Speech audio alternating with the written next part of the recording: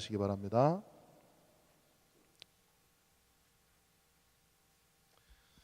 하나님 감사합니다. 저희들에게 말씀 주시려고 또 하나님의 영광 보여주시려고 이 자리에 불러주시니 참으로 감사합니다. 이 시간 많은 사람들 중에 가장 부족한 형제를 이곳에 세워주셨사오니 주님 참으로 둔한 입술을 주님께서 주장하시고 또 듣는 성도들의 마음을 주님께서 열어주셔서 오늘 하나님의 말씀이 우리 가슴에 응답되는 시간 되게 하여 주시옵소서. 감사드립니다. 예수님의 이름으로 기도드렸습니다. 아멘. 우리가 살아가는 데 있어서 집은 매우 필수적이고 중요한 것 중에 하나입니다. 초등학교 다닐 때 사회 시간에 배웠는데요.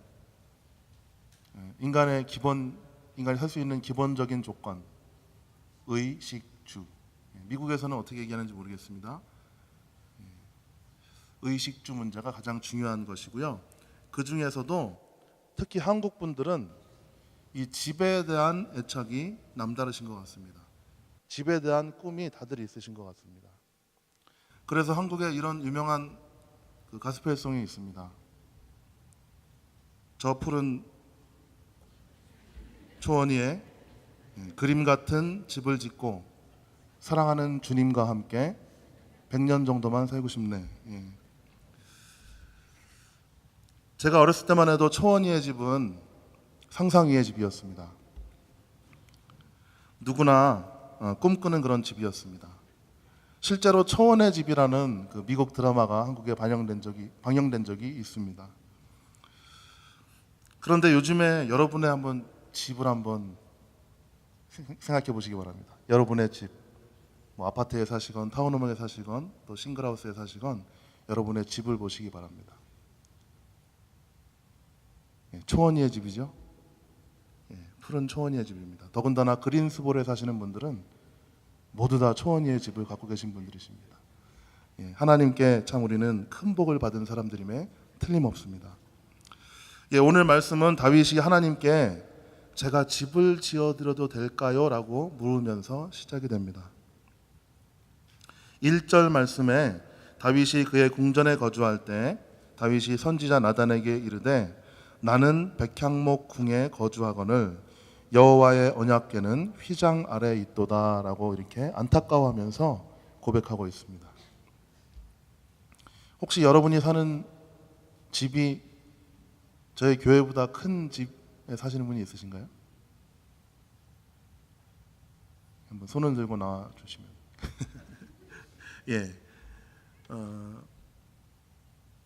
혹시 여러분 사시는 집이 더 아름답고 깔끔하고 편리할 수는 있겠으나 이 교회의 가치를 능가하는 집을 가지신 분은 없는 걸로 제가 알고 있습니다.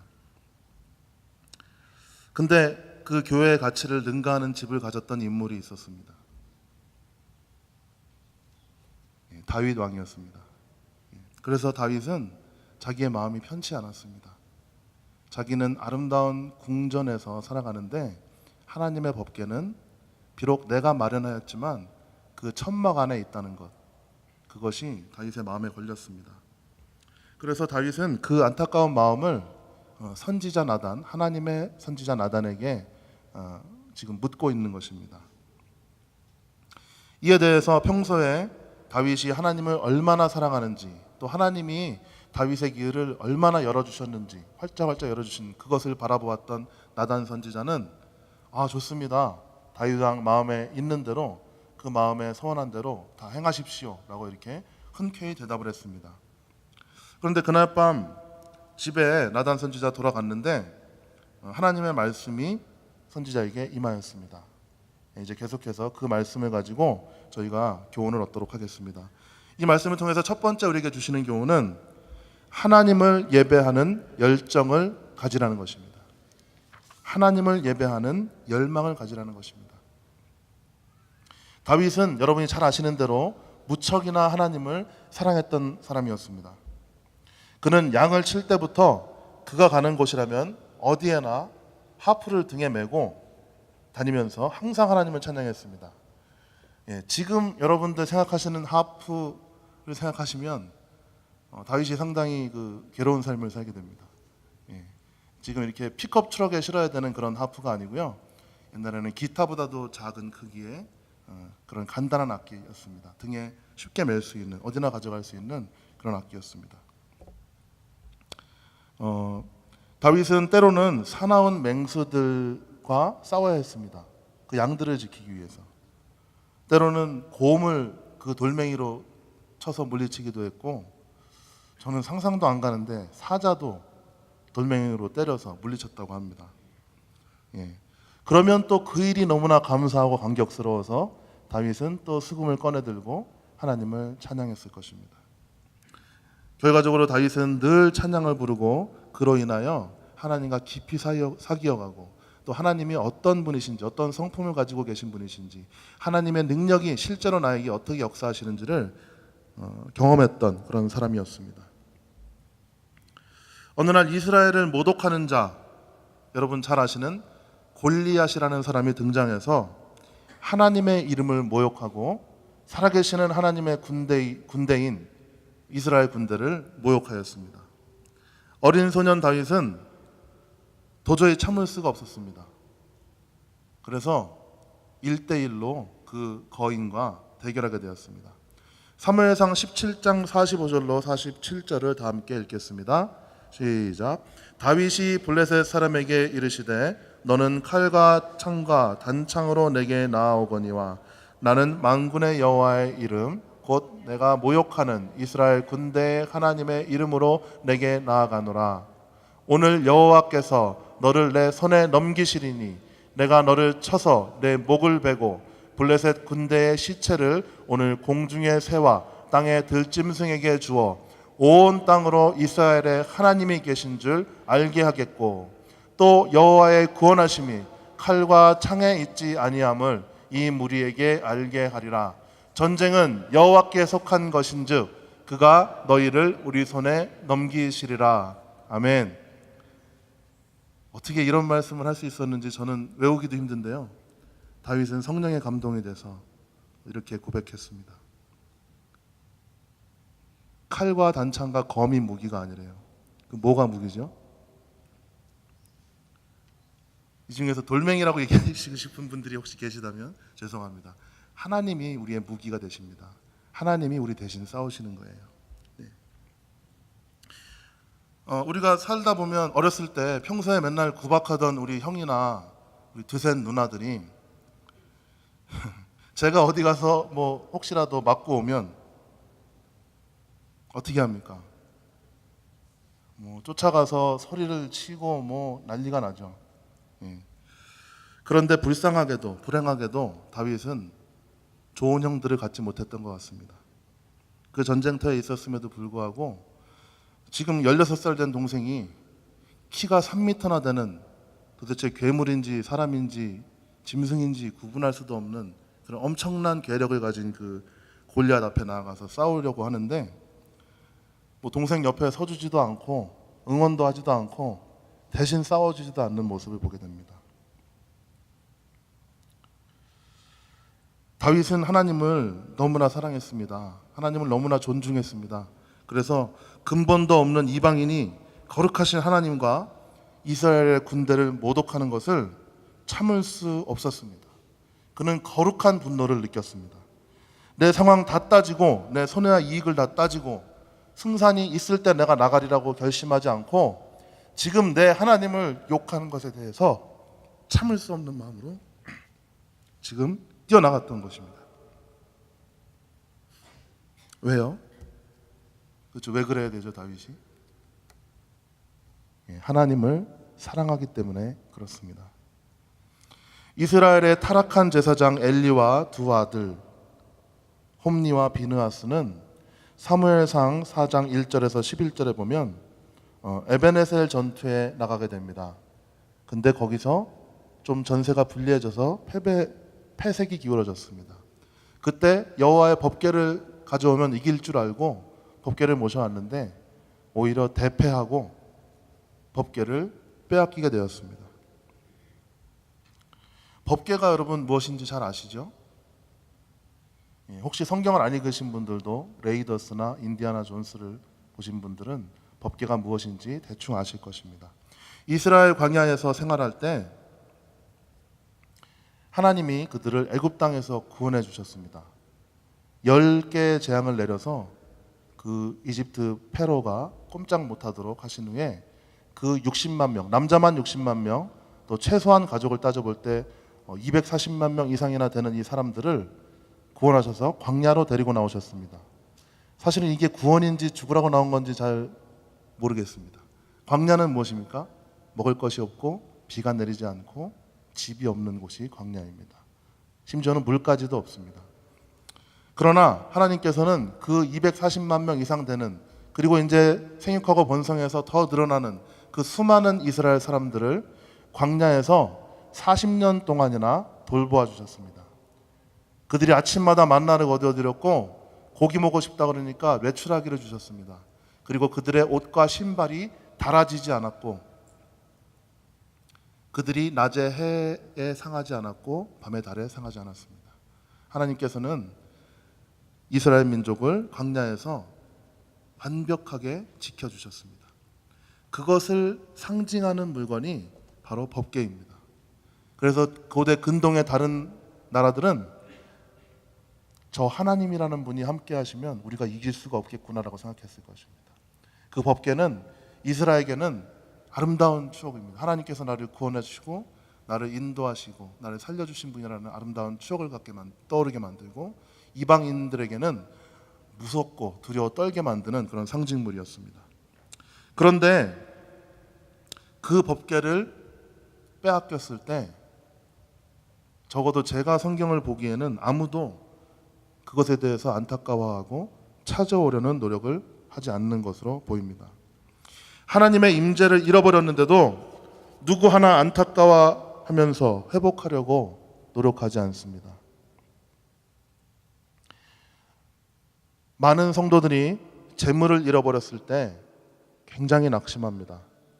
또 그 재물을 찾고 메이크업하기 위해서 정말 잠 안 자고 먹을 거 안 먹고 입을 거 안 입고 얼마나 그 일에 매진하는지 모릅니다. 때로는 명예가 실추되었을 때 우리는 그 명예를 회복하기 위해서 정말 동분서주 나를 도와줄 수 있는 사람들을 따라다니며 또 내 사정을 설명하며 그렇게 노력을 기울이는 것을 볼 수 있습니다. 또 여러분 어떻습니까? 자식들이 성적이 조금만 떨어지면 큰일 나는 줄 알고 우리가 우리의 모든 것들을 동원해서, 우리의 시간과 물질과 모든 것들을 동원해서 그 아이의 성적이 제대로 돌아오고 더 향상될 수 있도록 그렇게 열심히 나서는 것이 우리의 마음입니다. 그러나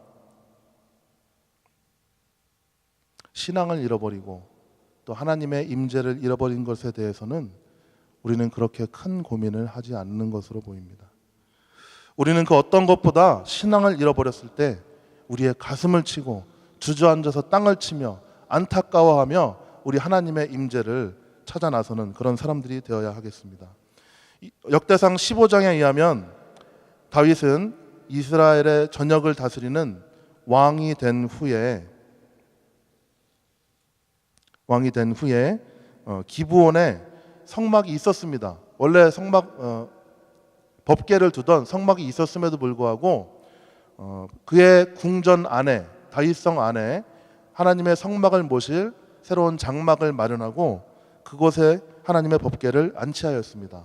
그렇게 한 이유는 그 전의 제사로는, 그 전에 그 기브온 산당에서는 자기가 매일 가서 예배하고 항상 하나님을 섬길 수 없기 때문에 그렇습니다. 가까운 데 하나님의 법궤를 모셔놓고 날마다 하나님 앞에 나아가서 찬양하고 예배하기를 원하기 때문에 다윗은 그렇게 했던 것입니다. 제사장들이 어깨에 메고, 이 법궤를 어깨에 메고 들어올 때 어떤 본문에 의하면 6발자국 움직일 때마다 하나님께 제사했다고 합니다. 다윗은 하나님의 모든 백성들과 함께, 이스라엘 백성들과 함께 기뻐했습니다. 여러분 잘 아시는 대로 다윗은 그 기쁨에 못 이겨 춤을 추다가 중요한 게 내려갔습니다. 내려가서는 안 될 중요한 바지가 내려가 버렸습니다. 근데 그것을 보고 있던 미갈이라는 여자, 사울의 딸이 그것을 흉봤습니다. 그리고 어떻게 이렇게 채통 없이 행동하냐고 비난했습니다. 다윗의 아내 미갈은 그렇게 비웃다가 평생 아기를 못 갖는 저주를 당하게 되었습니다. 사랑하는 성도 여러분, 누가 비웃어도 또 누가 방해해도 내 삶의 환경이 허락하지 아니할지라도 나의 주님 하나님 앞에서 다윗처럼 기뻐하며 춤추며 전심으로 예배하는 그런 하나님의 사람들이 되시기를 간절히 바랍니다. 모든 것을 잃는다 해도 오직 하나님의 함께 하심을 찾기 위해 하나님의 임재를 갈망하며 나아가는 저와 여러분이 되시기를 주님의 이름으로 축원드립니다. 오늘 말씀을 통해서 얻을 수 있는 두 번째 교훈은 때로 선한 계획이 거절당할 때 하나님의 때를 기다리라는 것입니다. 다윗이 하나님의 성전을 짓겠다고 했고 또 선지자 나단은 하나님께서 당신과 함께 하시니 그 마음에 있는 대로 그 계획대로 그 성전을 지으라고 그렇게 말씀했습니다. 그런데 그날 밤 하나님께서 나단에게 말씀하십니다. 본문 4절을 보겠습니다. 가서 내 종 다윗에게 말하기를 여호와의 말씀이 너는 내가 거할 집을 건축하지 말라. 우리말 성경은 조금 더 다르게 번역합니다. 가서 내 종 다윗에게 말하여라. 여호와께서 하시는 말씀이다. 내가 있을 집을 지을 사람은 내가 아니다. 하나님께서는 다윗이 성전 짓는 것을 거절하셨습니다. 명확하게 거절하셨습니다. 5절 6절을 다시 한번 읽겠습니다. 내가 이스라엘을 애굽에서 올라오게 한 날부터 오늘까지 집에 있지 아니하고 오직 이 장막과 저 장막에 있으며 이 성막과 저 성막에 있었나니 이스라엘 무리와 더불어 가는 모든 곳에서 내가 내 백성을 먹이라고 명령한 이스라엘 어느 사사에게 내가 말하기를 너희가 어찌하여 내 백향목 집을 건축하지 아니하느냐고 말하였느냐 하고. 하나님께서는 집을 지어달라고 요구하신 적이 없다고 하십니다. 크신 권능과 기적을 베푸셔서 이스라엘을 이집트로부터 해방하시고 또 40년이나 되는 세월 동안 광야에서 그 백성을 먹이시고 입히시고 결국 약속의 땅으로 들어가게 하신 그 하나님, 또 약속의 땅에 들어가서도 법궤가 가는 곳마다 하나님의 임재가 함께하는 곳마다 승리하게 하신 그 하나님께서는 나의 성전을 지으라고, 내가 거처할 집을 지으라고 명령하신 적이 없다고 말씀하시는 것입니다. 어쩌면 오늘 다윗의 이 제안, 참 순수하고 아름다운 이 제안은 어떻게 보면 조금 어리석은 제안이라고 또 보여집니다. 온 땅에 편재하시는, 즉 온 땅의 어느 곳에나 계시는, 우주 어느 곳에나 충만하신 그 하나님이 거처하실 집을 짓는다는 것, 또 그 하나님을 우리 인간의 손으로 지은 집에 거처하게 하시겠다는 것은 어떻게 보면 조금 편협한 생각인지도 모르겠습니다. 그래서 하나님께서는 반문하십니다. 오늘 본문과 병행하고 있는 사무엘하 7장 5절 말씀입니다. 가서 내 종 다윗에게 말하여라. 나 여호와가 말한다. 내가 나를 위해 내가 있을 집을 지어주겠느냐? 라고 질문하십니다. 반문하십니다. 주님을 사모하는 마음으로 선한 계획을 세웠는데 또 우리가 그 선한 계획을 세우고 실천하려고 하는데 이제 하나님이 거절하시는 때가 있는 것 같습니다. 이러할 때 우리의 태도는 어때야 될까요? 하나님이 우리의 선한 계획을 거절하실 때 우리의 태도는 어떠해야 되겠습니까?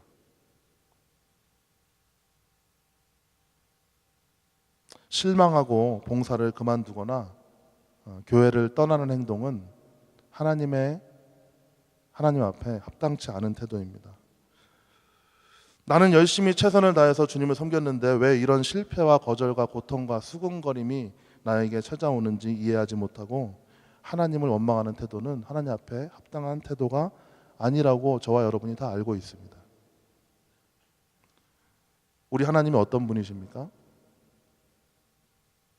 질문인데요. 우리 하나님 어떤 분이세요? 좋으신 분이시죠? 한자어로 표현하면 선하신 분이십니다. 네. 미국 성도들이 좋아하는 구호가 하나 있습니다. God is good. 모르세요? All the time. 그 쉬운 말을 계속 반복하면서 아주 좋아하더라고요. 예. 하나님께서 선하시니까 우리가 얼마나 감사하고 기쁜 일입니까? 하나님의 선하심을 인정하며 기다리는 것이 하나님의 거절을 대하는 우리의 태도인 것입니다. 이사야 33장 2절에서 이렇게 말씀하십니다. 여호와여 우리에게 은혜를 베푸소서. 우리가 주를 앙망하오니 주는 아침마다 우리의 팔이 되시며 환난 때에 우리의 구원이 되소서. 이사야 40장 33절입니다. 31절입니다. 오직 여호와를 앙망하는 자는 새 힘을 얻으리니 독수리가 날개치며 올라간과 같을 것이요 다른 박질하여도 곤비하지 아니하겠고 걸어가도 피곤하지 아니하리로다. 아멘.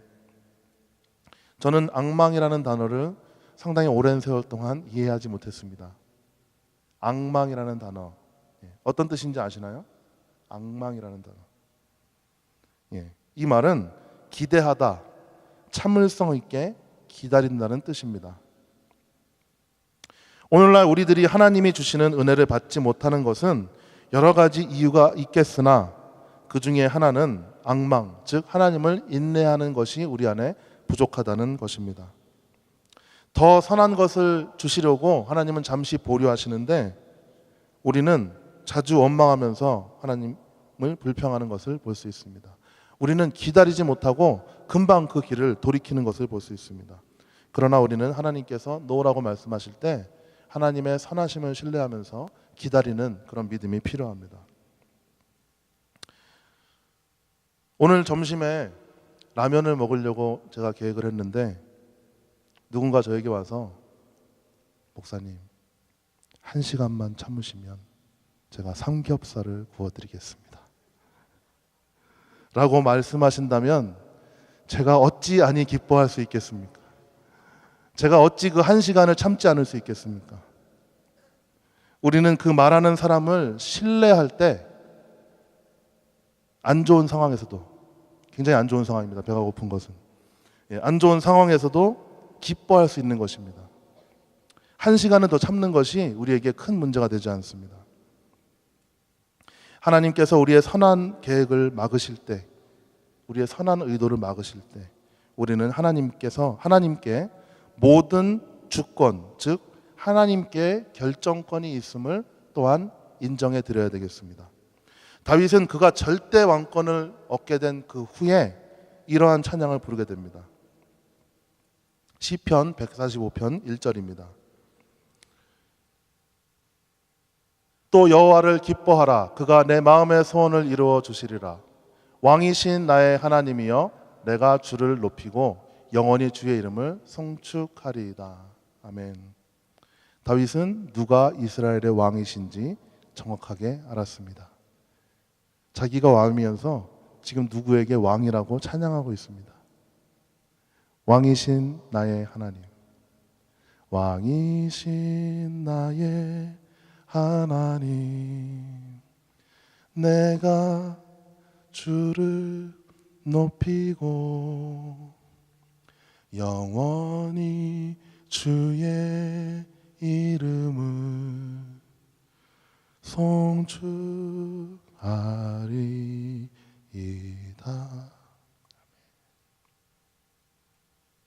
주님은 나의 왕이십니다.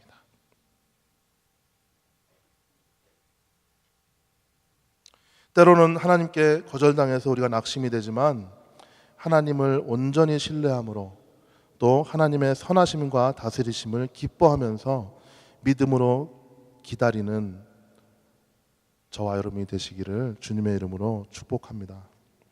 세 번째 교훈, 오늘 말씀을 통해서 얻을 수 있는 세 번째 교훈은 하나님께서 주시는 복은 우리가 기대하는 것이 무엇이든지, 내가 기대할 수 있는 것이 무엇이든지 그 기대치를 뛰어넘는, 상상조차 할 수 없는 것이라는 것입니다.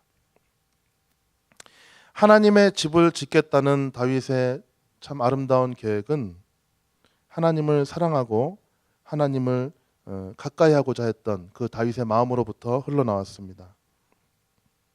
그래서 선지자 나단도 처음에는 그렇게 하십시오라고 흔쾌하게 대답했습니다. 그러나 4절, 5절, 6절에서는 이 다윗의 순수한 마음을 거절하시는 것으로, 하나님께서 거절하시는 것으로 보여집니다.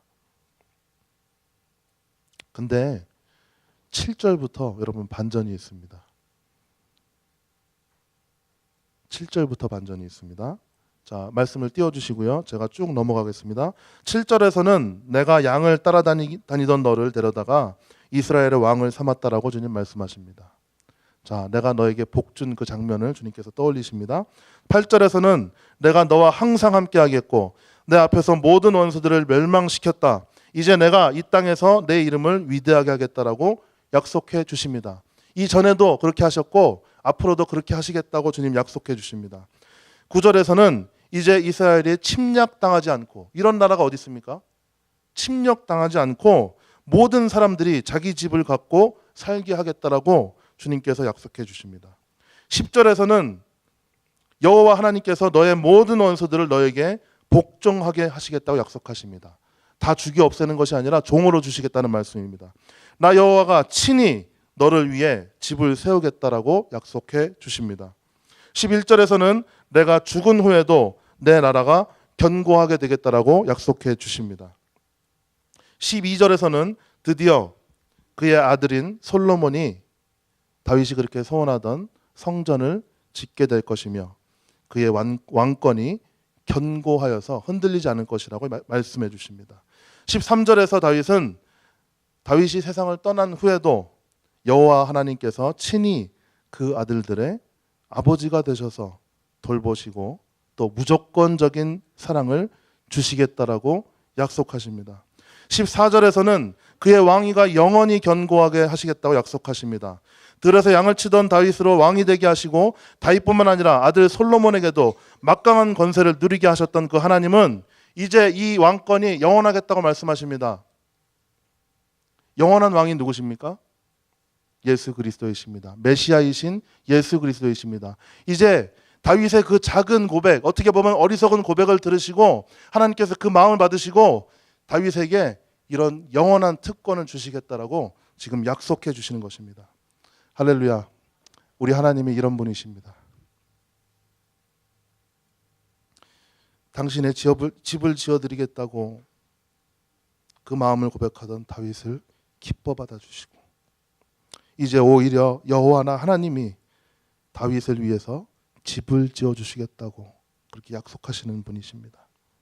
다윗과 그 자손들을 향한 사랑을 거두지 아니할 것이며 그 권세가 영원하며 그 자손 중에 역사를 심판하실 메시아가 나게 하시겠다고 약속해 주시는 것입니다.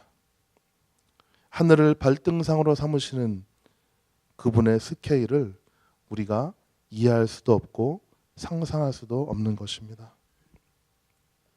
오늘 우리가 믿고 있는 하나님은 당신을 전심으로 사모하며 전심을 다해서 예배하는 자들에게 또 여호와의 선하심을 인정하며 인내하며 오래 참고 기다리는 자들에게 우리가 기대할 수도 없고 상상할 수도 없는 우리 자손 대대로 미치는 크고 놀라운 복을 내려주시는 분이십니다.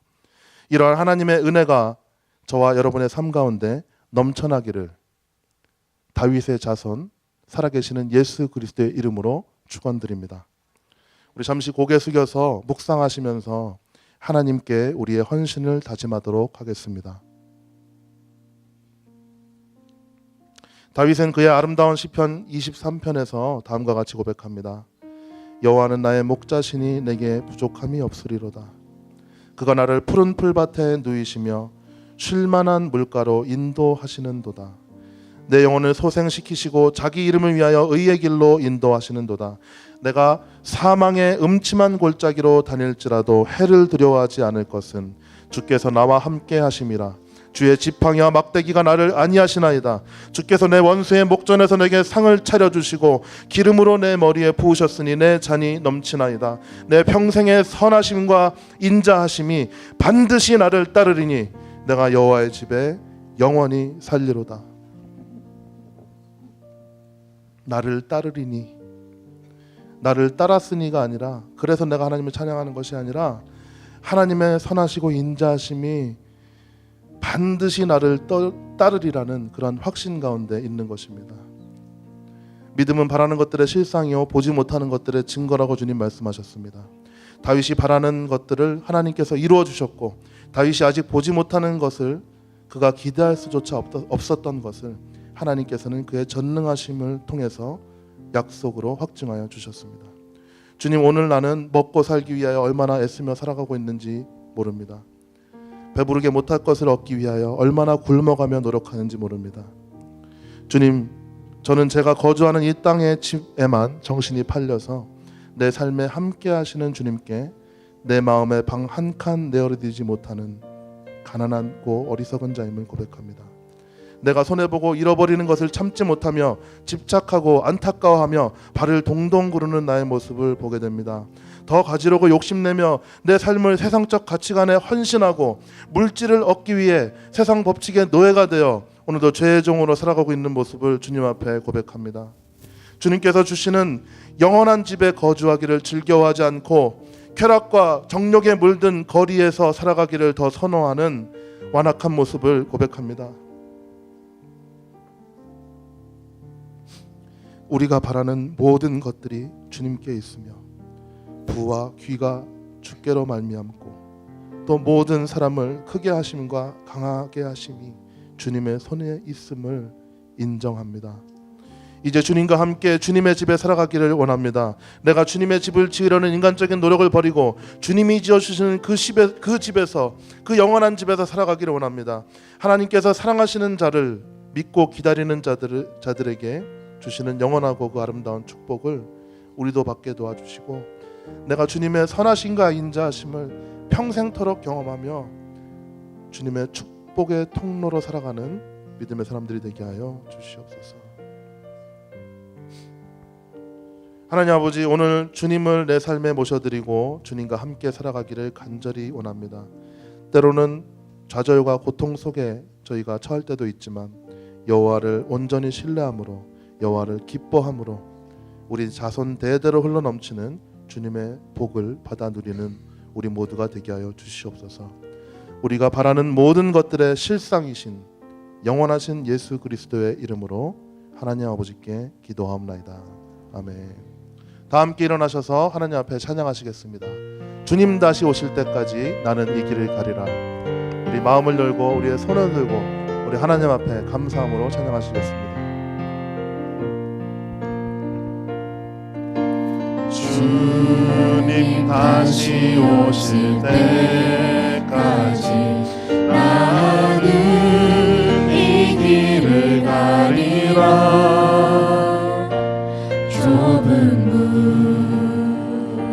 좁은 길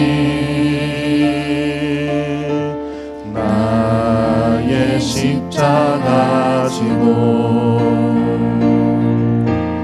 나의 가는 이 길 끝에서 나는 주님을 보리라. 영광의 내 주님 나를 맞아주시리. 아멘. 주님 다시 오실 때까지 나는 일어나 달려가리라. 주의 영광 온 땅 덮을 때 나는 일어나 노래하리. 내 사모하는 주님 온 세상 구주시라. 내 사모하는 주님 영광의 왕이시라. 영광의 왕이시라. 영광의 왕이시라. 아멘.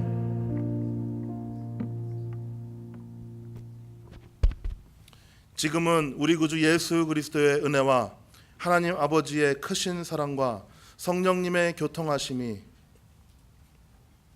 이제 하나님을 전심으로 사랑하며 하나님을 기뻐하며 기다리는 그렇게 다짐하는 모든 주의 성도들 머리 위에 또 니카라과에서 아직도 사역하고 있는 선교단 가슴 위에 이제로부터 영원토록 함께 하시기를 주님의 이름으로 간절히 축원하옵나이다. 아멘.